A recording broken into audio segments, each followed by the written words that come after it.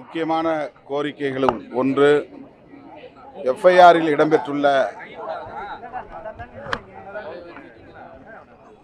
அனைவரையும் கைது செய்ய வேண்டும். 2 பேர் மட்டுமே கைது செய்யப்பட்டிருக்கிறார்கள் என்பதுதான்.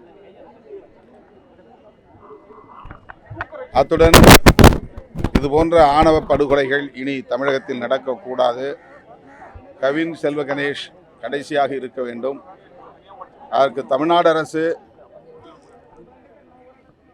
ஆணவ படுகொலை தடுப்புச் சட்டத்தை இயற்ற வேண்டும் என்பது கவின் செல்வ கணேஷ் குடும்பத்தினரின் இன்னொரு கோரிக்கையாகும். அதைத்தான் விடுதலை சிறுத்தைகள் கட்சியும் வலியுறுத்துகிறோம்.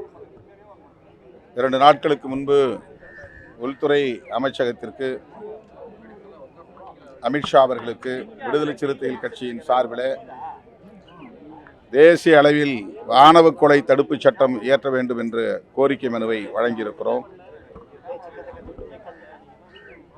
மாநில அரசுக்கும் அந்த அதிகாரம் இருக்கிறது என்பதால் மாநில அரசு ஒன்றிய அரசு இயற்றும் என்று காத்திருக்காமல்